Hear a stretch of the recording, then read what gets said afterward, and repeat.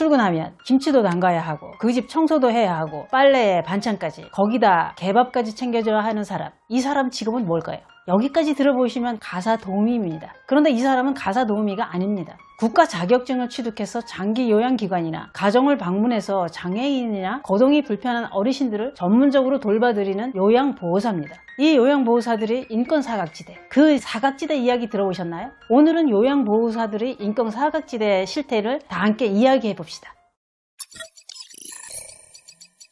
안녕하십니까, 조여사입니다. 급속한 고령화 속에 장애인이나 거동이 불편한 어르신들을 전문적으로 돌보며 우리 사회의 중요한 축 역할을 담당하고 있는 분들이 있습니다. 이분들은 낮은 임금과 감정노동 등 열악한 환경에서 일을 하고 있습니다. 요양사들은 치매, 중풍 이런 노인성 질환으로 혼자 일상생활하기 어려운 노인들을 위해 신체, 가사, 정서, 돌봄 등을 지원하는 기술을 가진 전문 인력입니다. 그런데요, 우리나라가 고령화 사회로 접어들면서 노인 장기 요양 서비스에 대한 필요성은 커지고 있습니다만, 그럼에도 이에 종사하는 요양사들 처우는 열악하다는 걸 아시는 분들은 다들 아시고 계실 겁니다. 이들은 낮은 급여 수준과 고용이 불안정합니다. 대부분 비정규직이나 기간제 근로자들입니다. 또 수급자들로부터 부당한 대우에 노출되어 있는 상황입니다. 양질의 장기 요양 서비스를 안정적으로 제공하기 위해서는 돌봄 노동 인력에 대한 처우 개선이 돼야 합니다. 세계일보가 입수한 노인 장기 요양 인력 영향평가 보고서에 따르면 요양사들은 44.3%가 돌봄 대상자들에게 언어폭력을 당하고 있다고 합니다.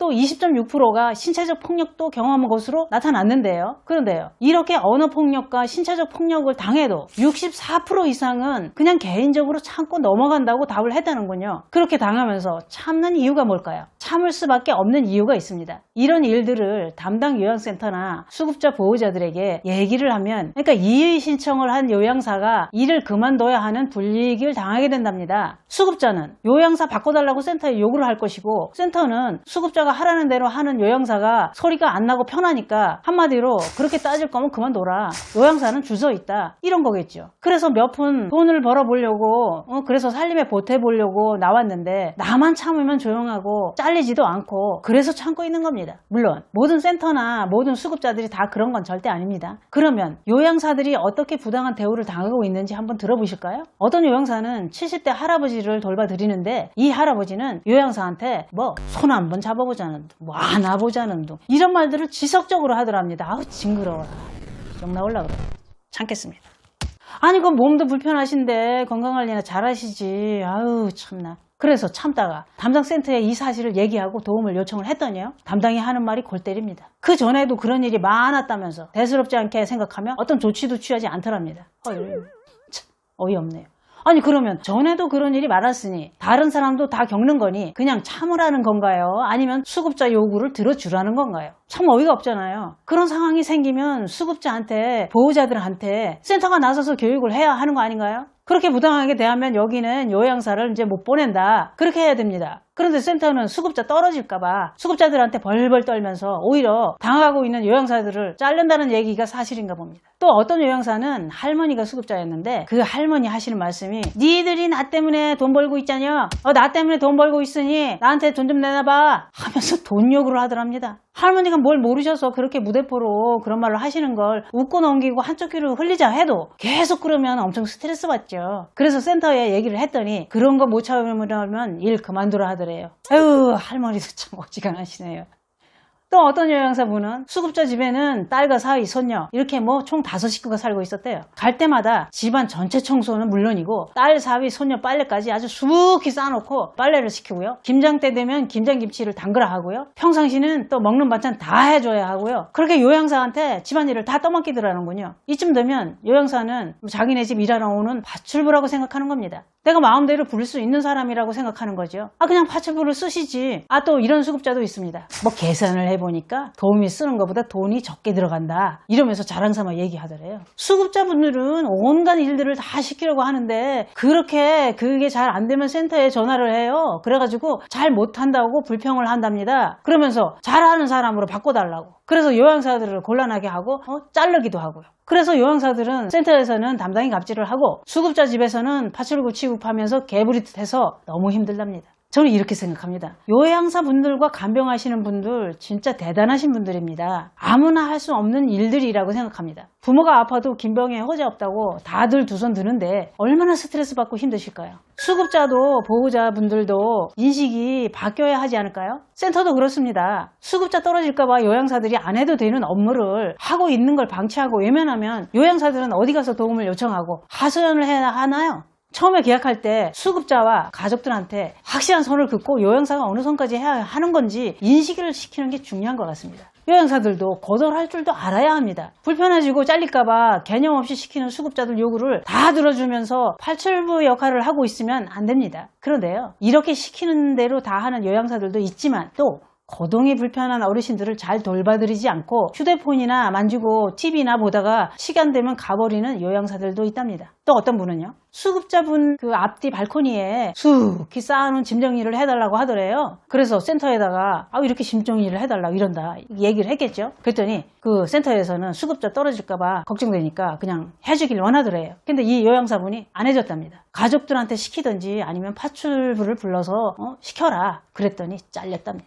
요양사들은 수급자들이 그 가족들이 자기네 마음대로 부려도 되는 사람이 아닙니다. 불편한 어르신들을 도와드리는 겁니다. 가족들은 내가 해결을 못하는 간병을 몇 시간이라도 대신해주는 사람임을 아시고 함부로 대하시면 안 됩니다. 집안 살림을 해주러 오는 파출부랑은 다른 사람입니다. 어느 가정이나 몸이 불편한 가족이 계시면 가족들은 참 힘듭니다. 그리고 형제들과 불화도 생기기 쉽습니다. 너가 못이네, 내가 못이네, 너가 잘났네, 내가 잘났네, 이렇게 시끄러워지며 싸움도 나잖아요. 그런데 이렇게 국가가 지원해줘서 요양사들을 도움을 받고 안심하고 가족들을 맡기고 자기 볼 일을 볼 수 있는 게 얼마나 감사한 일인가요? 그런데 본인들이 해야 할 집안일들을 시키고 폭언과 폭행까지 한다는 건 요양사들 하는 일들을 잘못 알고 계신 겁니다. 그리고요, 소문 나면 그 수급자 집에는 요양사들이 다들 안 가고 피할 수도 있습니다. 그리고요, 센터의 갑질도 소문났더군요. 다 그런 거는 아닙니다만 어떤 센터는 새로 들어온 요양사를 경험해보라고 하면서 무임으로 일을 시키더니 센터랑 안 맞는다네,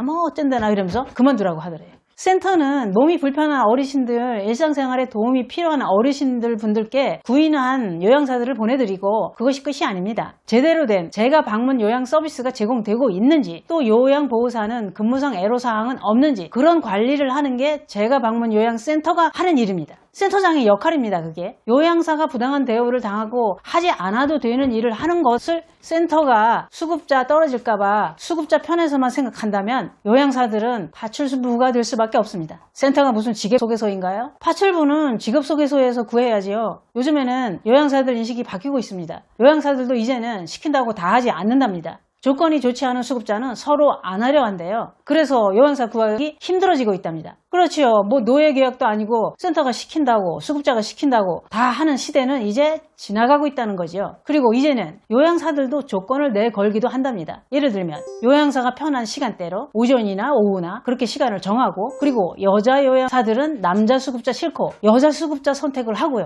또 시내라야 되고 멀리 안 가겠다 이거죠. 아니 그렇게 많이 당했으니 그렇게 골라서 하려고 하나 봅니다. 그럴 수밖에 없죠. 또 수급자들도 요구사항이 있답니다. 요양사가 차가 있어야 된다는 수급자들이 있답니다. 병원도 가자고 그러고 시장도 가자고 그러고 차가 있는 수급자를 찾는답니다. 그래야 편하다고. 그래서 버스를 타고 오는 요양사는 싫어한다네요. 세상이 이렇게 변해가는데도 아직도 요양사를 파출부 취급하며 온갖 집안일을 시키시나요? 아니 아직도 잘릴까봐 청소에 빨래에 반찬 만들며 파출부를 하고 계신가요? 파출부 일하실 거면 차라리 그냥 파출부 일하시면 돈이나 더 받습니다. 세상은요, 먹혀 들어가면 할 수밖에 없습니다. 그 다음은 더 큰 걸 요구하게 되는 게 세상입니다. 한 번 하면 두 번 하게 되는 일이 생기고 또 그 다음은 당연히 해야 되는 일이 되고 맙니다. 그런데요, 요양사들도 사람인지라 마음에서 우러나서 도와드리고 싶은 분들도 계실 겁니다. 내가 자발적으로 도와드리는 것과 지시해서 하는 것은 엄연히 다릅니다. 그리고 수급자들은 마음에 안 드는 요양사들을 센터에 전화해서 자릅니다. 다른 요양사 오면 이렇게 말할걸요?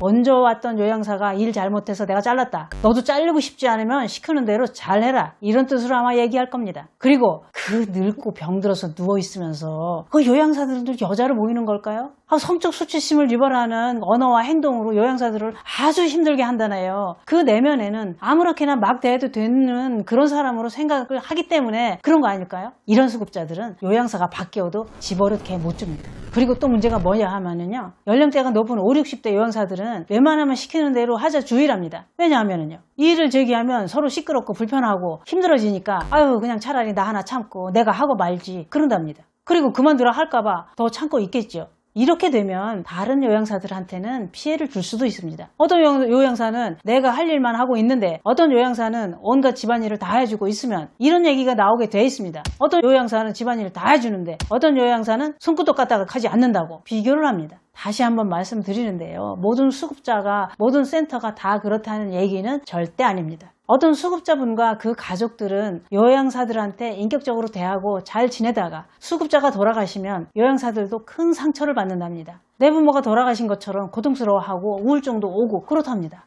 요즘 사는 게 힘드네 어렵네 해도 세상이 좋아져서 그렇게 요양사들이 가정에 다니면서 돌봐드리는 게 가족들한테는 얼마나 큰 도움이 되는지 다들 잘 아실 겁니다. 저희 친정아버지도 돌아가실 때만 해도 그런 제도가 없었어요. 그러니 한 동네에 살고 있던 3남매가 엄마 집에 교대로 다니면서 아버지를 돌봐드렸네요. 그냥 한동안 엄마 집으로 출퇴근을 했어요. 부모가 편찮으시면 자식들은 일상생활을 제대로 할 수가 없습니다. 모든 건 아픈 부모한테 다 맞춰서 살게 됩니다. 그때 이런 요양사가 있었다면 자식들한테 많은 도움이 됐을 텐데요. 거동이 불편하신 어르신들을 돌봐드리며 방문하는 요양사는 가정 살림을 해드리러 오는 파출부가 아닙니다. 온갖 잡다한 집안일을 시키며 하대하지 맙시다. 혹시 거동이 불편한 수급자를 방치하고 휴대폰만 만지고 TV나 보면서 시간을 보내고 계시지는 않으신가요? 가족들이 보면 다 알게 됩니다. 오늘도 어딘가에서 거동이 불편한 어르신이나 장애인들을 돌봐드리고 계실 요양보호사님들 정말 애쓰시고 수고 많으십니다. 힘내십시오. 여러분들 요양보호사들에게 돌봄 영역이 아닌 다른 업무를 요구하지 맙시다. 감사합니다.